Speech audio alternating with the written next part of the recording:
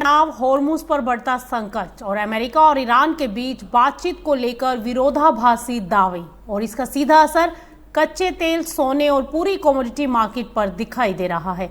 एक तरफ अमेरिका कह रहा है कि ईरान के साथ बातचीत शुरू हो चुकी है और समझौते की कोशिशें जारी हैं, वहीं ईरान ने किसी भी औपचारिक बातचीत से इनकार कर दिया है। और इसी बीच होर्मुज के पास एक मालवाहक जहाज पर हमले की खबर ने विदेशी एनर्जी सप्लाई को लेकर नई चिंता पैदा कर दी है। तो क्या तेल बाजार में फिर कोई बड़ा उछाल आ सकता है? क्या सोना सुरक्षित निवेश के तौर पर नई तेजी दिखाएगा? और मिडिल ईस्ट का ये तनाव भारत के तेल आयात, महंगाई और कमोडिटी बाजार को कितना प्रभावित कर सकता है? सबसे पहले बात कच्चे तेल की कर लें तो सोमवार को ब्रेंट क्रूड में जोरदार गिरावट देखने को मिली। अमेरिका और ईरान के बीच बातचीत की उम्मीद से तेल कीमतों पर दबाव बढ़ा और ब्रेंट क्रूड करीब 7% तक टूटकर $84 प्रति बैरल के पास पहुंच गया। हालांकि मंगलवार को एशियाई कारोबार में तेल की कीमतों ने फिर बढ़त दिखाई और ब्रेंट क्रूड करीब $85 प्रति बैरल के आसपास कारोबार करता दिखाई दे रहा है। यानी तेल बाजार में उतार चढ़ाव लगातार बना हुआ है और इसकी सबसे बड़ी वजह है अमेरिका और ईरान से आ रहे अलग अलग बयान। अमेरिकी राष्ट्रपति डोनाल्ड ट्रंप का कहना है कि दोनों देशों के बीच बातचीत चल रही है और ईरान के पास समझौते तक पहुंचने का आखिरी मौका है। लेकिन ईरान के विदेश मंत्रालय ने यह साफ कर दिया कि अमेरिका के साथ ना तो कोई बातचीत हो रही है और ना ही किसी बैठक की कोई योजना है। तो ईरान के मुताबिक फिलहाल सिर्फ ओमान के साथ होर्मुज में जहाजों की आवाजाही और समुद्री मार्ग के प्रबंधन पर चर्चा चल रही है। तो ऐसे में आगे कच्चे तेल का रुझान कैसा रहेगा, इस पर बात करने के लिए हमारे साथ जुड़ रहे हैं हमारे एक्सपर्ट अनुज गुप्ता जी। आप कमोडिटी एक्सपर्ट हैं, जाने माने कमोडिटी बाजार के जानकार हैं। तो सर, आपसे जानना चाहेंगे, इस समय अमेरिका बातचीत शुरू होने का दावा कर रहा है जबकि ईरान किसी भी बात से इनकार कर रहा है। तो इस विरोधाभास को बाजार किस तरह से देख रहा है और क्या ये लगता है कि वास्तव में तनाव कम होने का कोई संकेत है या फिर कूटनीतिक दबाव बनाने की कोई रणनीति है? देखिए, मुझे लगता है कि ये कूटनीतिक ही एक स्टेप है, क्योंकि ट्रम्प साहब तो स्टार्टिंग से ही कह रहे हैं कि भाई वो बातचीत के लिए तैयार है, बातचीत कर रहे हैं या युद्ध खत्म हो गया है, या उन्होंने ये भी कहा कि हमने युद्ध जीत लिया, मगर उसके बावजूद भी ईरान ने अटैक होते हुए दिखाई दिए। लास्ट वीक हमने देखा था कि भाई यूएस ने बोला कि हमने सीज फायर कर लिया है, हमारी उनसे गुड टॉक चल रही है, बट सडनली ईरान ने अटैक किया। तो कहीं ना कहीं ये एक कूटनीतिक है, क्योंकि बातचीत दोनों की बीच अभी तक नहीं हो पाई है तरीके से। हालांकि आज उनकी बातचीत हो सकती है, चांसेस है। तो मुझे लगता है कि कहीं ना कहीं इससे सीज फायर ही आपको देखने को मिलेगा। कोई ज्यादा एग्रेसिव मुझे नहीं लग रहा है कि कोई जहां पे ज्यादा होता हुआ नजर आएगा, क्योंकि देखिए यूएस के लिए बहुत बड़ा चैलेंज है इन्फ्लेशन, और अगर ये अटैक होता है तो क्रूड के भाव बढ़ेंगे, फिर वो यूएस के लिए इन्फ्लेशन हावी होता हुआ नजर आएगा, फिर उनको इंटरेस्ट रेट बढ़ाने पड़ेंगे।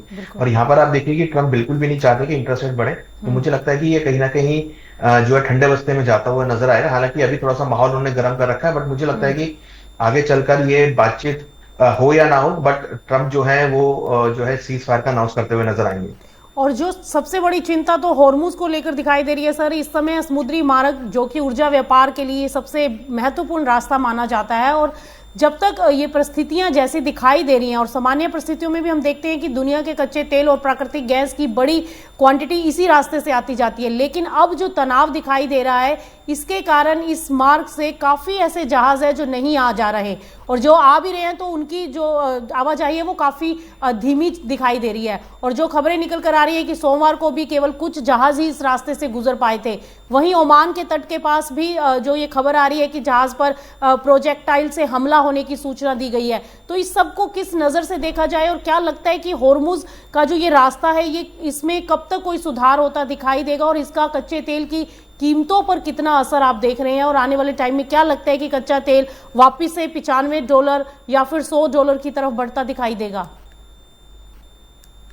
देखिए, स्टेट ऑफ हॉर्मुज की अगर बात करें तो मुझे लगता है कि यहाँ पर कहीं ना कहीं जो टैरिफ वाली बात है वो यहाँ पर देखने को मिलेगी। दोनों ही देश इस सिचुएशन में है कि वो शिपमेंट्स के ऊपर टैरिफ लगाने की बात कर रहे हैं। यूएस भी यहाँ पे टैरिफ लगाने की बात कर रहा है, ईरान भी यहाँ पे टैरिफ लगाने की बात कर रहा है, कुछ टैक्सेस वसूल करने की बात कर रहे हैं। तो यहाँ पर आप देखिए कि स्टेट ऑफ हॉर्मुज, मुझे लगता है कि अब उनको ये समझ में आ रहा है कि स्टेट ऑफ हॉर्मुज बंद करके फायदा नहीं है, स्टेट ऑफ हॉर्मुज ओपन करके फायदा होगा, क्योंकि उससे वो अब डबल टैक्स या जो भी उनको फीस लगानी है वो उस पर लगा सकते हैं, ऐसे टोल के तौर पे। तो ये उनको समझ में आ रहा है कि भाई अगर स्टेट ऑफ हॉर्मुज बंद कर देंगे तो उसका कोई बेनिफिट नहीं होगा, स्टेट ऑफ हॉर्मुज ओपन रखेंगे और वो उसके ऊपर जो चार्जेस है वो लगाते हुए नजर आएंगे। तो स्टेट ऑफ हॉर्मुज में मुझे लगता है कि अभी शॉर्ट टर्म के लिए थोड़ा बहुत ये अभी टेंशन की बात है, बट मुझे लगता है कि आगे स्टेट ऑफ हॉर्मुज ओपन होता हुआ नजर आएगा और हो सकता है कि वहां पे फिर कुछ टोल्स भी लगते हुए नजर आए। और ऐसे में सर कच्चा तेल क्या लग रहा है किस रेंज में कारोबार करता दिखाई दे सकता है? कभी एक दिन गिरावट आती है, अगले दिन फिर संभल जाता है, तो ऐसे में स्ट्रेटेजी क्या होनी चाहिए इन्वेस्टर के पॉइंट ऑफ व्यू से? और जिन लोगों ने पोजीशंस बना भी रखी हो तो उनके लिए क्या रणनीति यहाँ पर दिखाई देती है? अब ये क्या अपसाइड में जाएगा या यहाँ से फिर फिसलता हुआ दिखाई देगा? देखिए, मुझे लगता है कि ज्यादा तेजी तो यहाँ पर अब नहीं दिख रही है, क्योंकि जो ट्रम्प की तरफ से तो जो स्टेटमेंट आ रही है, तो एटलीस्ट ये तो क्लियर है कि भाई एक जना तो चाह रहा है कि भाई वॉर खत्म हो जाए। बेशक ट्रम्प साहब चाह रहे हो कि वॉर खत्म हो जाए, ईरान बेशक नहीं चाह रहा, बट हो सकता है कि दोनों कुछ ना कुछ शर्तों के ऊपर उसको राजी होते हुए नजर आए। तो देखिए, वॉर तभी छिड़ता है जब दोनों तरफ से एग्रेशन हो। यहाँ पर अब यूएस थोड़ा ठंडा होता हुआ नजर आ रहा है, तो मुझे लगता है कि शायद यूएस में अब जो वॉर है वो तो शायद ना हो, और स्टेट ऑफ हॉर्मुज भी आगे ओपन होता हुआ नजर आएगा। तो मुझे लगता है कि आगे आपको सेल ऑन राइज ही क्रूड में देखने को मिलेगा, और लग रहा है कि जल्दी ही WTI आपको 78 से लेकर $75 तक के लेवल दिखा सकता है। ओके। और अगर अब सोने की बात करें तो सोना क्या लग रहा है सर? $4050 के ऊपर लगातार सस्टेन है और 4100 के ऊपर हम दूसरा भी देख रहे हैं गोल्ड। तो ऐसे में क्या लग रहा है कि प्राइजेस कहाँ जाते हुए दिखाई देंगे, या फिर ये एक रेंज है जो कि हम लगातार डिस्कस करते आ रहे हैं कि 4910 से लेकर 4200 की एक रेंज है, उसी रेंज में अभी फिलहाल कारोबार दिखाई देगा? देखिए, सस्टेन तो कर रहा है 4050 के ऊपर, बट 4100 के ऊपर भी नहीं जा रहा और 4000 के नीचे भी नहीं जा रहा। तो हम देख रहे हैं पिछले करीबन 7-8 ट्रेडिंग सेशन हुए हैं जिसमें बहुत रेंज बाउंड मोमेंटम रहा है, कोई बड़ा ब्रेकआउट या ब्रेकडाउन नहीं है। अभी करीबन $4060 के आसपास चल रहा है। वहीं अगर हम डोमेस्टिक मार्केट की बात करें तो वहां पर भी करीबन 1,43,700 के आसपास चल रहा है। तो मोमेंटम अगर आप देखेंगे तो बहुत साइडवेज है। हमें लगता है कि अभी प्राइस जो है फिलहाल रेंज में रहेंगे, ऊपर में 1,44,000 और नीचे में 1,43,000, ये रेंज गोल्ड में हो सकती है। बट ये जरूर है क्योंकि डॉलर इंडेक्स में करेक्शन है, तो अगर कोई गिरावट आती है 1,43 के आसपास या $4,040 के आसपास, तो वहां आपको खरीदारी देखने को भी मिलेगी। तो ऐसे में अभी जो है long term point of view से क्या बाइंग की तरफ रहना चाहिए इसके अंदर? देखिए, मुझे लगता है कि लॉन्ग टर्म के लिए तो नहीं, शॉर्ट टर्म में थोड़ी बहुत बाइंग आपको देखने को मिलेगी इंट्राडे पर्सपेक्टिव से। ओवरनाइट कैरी पोजीशन ना करें, क्योंकि बहुत रेंज में प्राइस चल रहे हैं, कोई भी ब्रेकआउट नहीं दिख रहा है बड़ा, ना ही कोई बड़ी मूवमेंट यहाँ पर आती हुई दिख रही है। डेटा भी कोई अग्रेसिव ऐसे नहीं है जो गोल्ड को एक डायरेक्शन में ट्रेड लेके जाए। तो मुझे लगता है कि मार्केट बहुत सबड्यूड है और अभी फिलहाल शॉर्ट टर्म की ही आपको ट्रेडिंग देखनी चाहिए। हालांकि अगर कोई डिप आता है बड़ा नीचे में 1,41,000 1,42,000, तो वहां पर फिर एक्यूमुलेट करना चाहिए। ओके। तो ऐसे में नेचुरल गैस आपको क्या लग रही है? क्योंकि नेचुरल गैस भी काफी एक रेंज बाउंड दिखाई दे रही है, आज हल्की सी रिकवरी जरूर दिखाई दे रही है, तो इसमें क्या लगता है कि कोई पोजीशन बन सकती है यहाँ पर? देखिए, बिल्कुल नेचुरल गैस हमें लगता है कि ओवरसोल्ड जोन में है, सपोर्ट के आसपास, और आगे चलकर आप देखेंगे कि जो विंटर सीजन की डिमांड है वो भी यहाँ पर आपको देखने को मिलेगी। तो नेचुरल गैस मुझे लगता है कि एज कंपेयर बाकी कमोडिटी के मुकाबले थोड़ा सा पॉजिटिव लगता है, ऐसा मेरा पर्सनल व्यू है। और मुझे लगता है कि ऊपर में अगर ये 272 का लेवल ब्रेक करता है तो फिर आगे इसमें तेजी देखने को मिलेगी जो कि 280 तक जा सकती है। तो नेचुरल गैस में मुझे लगता है कि शॉर्ट तो नहीं करना चाहिए। नीचे अगर प्राइस आते हैं 260 के आसपास तो वो बाइंग अपॉर्चुनिटी होंगे। ओके। तो चीन में भी इस समय हम देख रहे हैं कि भारी बारिश की वजह से बाढ़ का खतरा दिखाई दे रहा है और दुनिया भर में एल्यूमिनियम की सप्लाई पहले से टाइट है और एलएमई के गोदामों में भी स्टॉक इस सदी के सबसे निचले स्तर पर जा पहुंचा है और एल्यूमिनियम फ्यूचर्स में भी तेजी आ रही है। तो क्या एल्यूमिनियम बाजार में इस समय सप्लाई संकट कोई गहराता हुआ दिखाई दे रहा है या फिर चीन की कमजोर मैन्युफैक्चरिंग और बढ़ता उत्पादन इसकी तेजी पर कोई ब्रेक लगा सकता है? देखिए, चिली में जो प्रोडक्शन का इशू आ रहा है बाढ़ की वजह से, वो एक सबसे ज्यादा सपोर्टिव फैक्टर है और हमने पिछले कुछ 3-4 दिनों में अच्छी रैली बनती हुई देखी है। तो हमें लगता है कि एल्युमिनियम यहाँ पर अभी और आगे इंक्रीज कर सकता है। चांसेस है कि ऊपर में 350 से लेकर 352 तक के लेवल एल्युमिनियम में देखे जा सकते हैं। तो यहाँ पे खरीदारी की ही सलाह रहेगी। हमें लगता है कि एल्युमिनियम में आगे भी ट्रेंड पॉजिटिव होता हुआ दिखाई दे सकता है और 352 तक के लेवल देखने को मिल सकते हैं। ओके। और ऐसे में कॉपर और जिंक में क्या रणनीति दिखाई दे रही है? आज कॉपर भी अच्छा खासा अपसाइड दिखा रहा है विदेशी बाजारों में। देखिए, बिल्कुल कॉपर और जिंक दोनों ही एक पॉजिटिव मोमेंटम है। हमें लगता है कि कॉपर में आगे भी ट्रेंड पॉजिटिव रहेगा। लास्ट टाइम हमने डिस्कस किया था कि कॉपर का ट्रेंड पॉजिटिव है। हमें लगता है कि कॉपर ऊपर में 1365 से लेकर $1370 तक, और जिंक की अगर बात करें तो जिंक लग रहा है कि 392 से लेकर 395 तक के लेवल कॉपर जिंक भी दिखा सकता है। तो सभी बेस मेटल में ट्रेंड पॉजिटिव है। हमें लगता है कि ये आगे भी कंटिन्यू हो सकता है। तो ऐसे में ओवरऑल अगर देखा जाए तो कौन सी ऐसी एक कमोडिटी लगती है आपको जो सेफर साइड, जिसमें आज पोजीशन बना ली जाए और एक अच्छा खासा मुनाफा जो है हो सकता है एक दो ट्रेडिंग सेशन बचे हैं उसमें दिखाई दे जाए इस हफ्ते में? देखिए, इसमें मुझे लगता है कि एक तो एल्युमिनियम में ट्रेड लेना चाहिए। अगर ये प्राइस 345 के आसपास मिलता है तो खरीदारी का ट्रेड लेना चाहिए। 342 का स्टॉप लॉस लगाएं, टारगेट ऊपर में 352 तक हो सकते हैं। दूसरी तरफ नेचुरल गैस हमें लगता है कि एक अपॉर्चुनिटी हो सकता है, तो अगर नेचुरल गैस में भी 263 के आसपास खरीदारी करें, 255 का स्टॉप लॉस लगाएं, टारगेट 275 तक देखने को मिल सकते हैं। ओके, तो ये तो थी नॉन एग्री कमोडिटीज की बात, और अगर एग्री कमोडिटीज पर नजर डालें तो अनुज जी आपको क्या लगता है हल्दी, जो कि हमने पहले भी डिस्कस किया था और आपने कहा था कि थोड़ा करेक्शन आ सकता है, उसके बाद वापस से रिकवरी देखने को मिलेगी और वही हुआ भी बाजार में।